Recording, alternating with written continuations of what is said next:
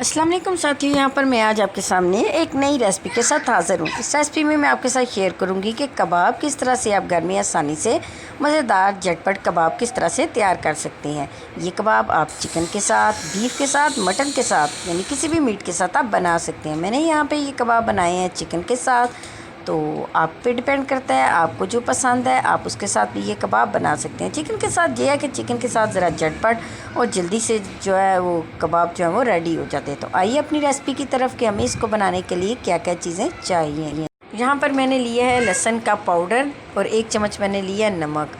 तो अगर आप लहसुन का पाउडर नहीं लेना चाहते, आप इसकी जगह या आपके पास मौजूद नहीं है तो आप इसकी जगह लहसुन का पेस्ट भी इस्तेमाल कर सकते हैं। तो ये मैं क्या करूँगी, सबसे पहले इसको चिकन पर लगाऊँगी और लगाने के बाद तकरीबन 2 घंटे के लिए चिकन को छोड़ दूँगी। प्लस इसका फ्लेवर जो है ये क्या करेगा कि ये चिकन के अंदर बड़ा अच्छा सा फ्लेवर ले आएगा।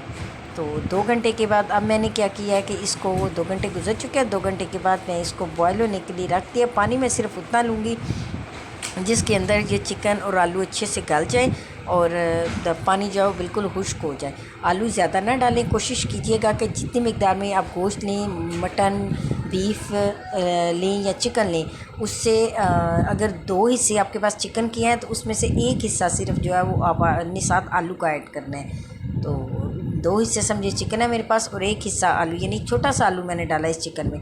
ये तकरीबन ये देखें गोश्त भी गल चुका है हमारा अच्छा सा और प्लस पानी जो है वो बिल्कुल खुश्क हो चुका है। तो अब हम इसको पीसते हैं। अगर आप चाहें तो सिलबट्टे पर पीस लें, नहीं तो ब्लेंडर के साथ पीस लें।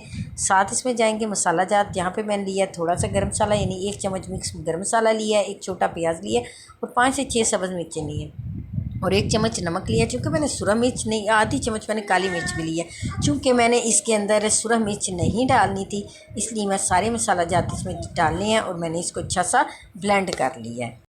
अब हम इसको कबाब की शेप देते हैं। ये भी आप पे डिपेंड करता है कि आप जिस शेप में आपको कबाब पसंद है उस शेप में बना लें। मैं इसके गोल शेप में कबाब बनाऊंगी।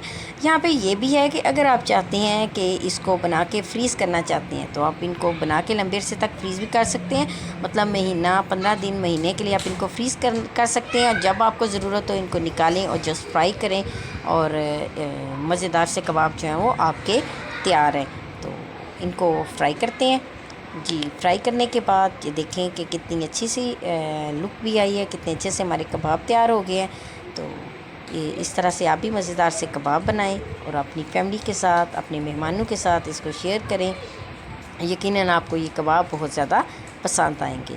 तो अगर आपको मेरी ये वीडियो अच्छी लगे तो मेरी वीडियो को लाइक करना, मेरे चैनल को आप सब्सक्राइब करना मत भूलिएगा। शुक्रिया।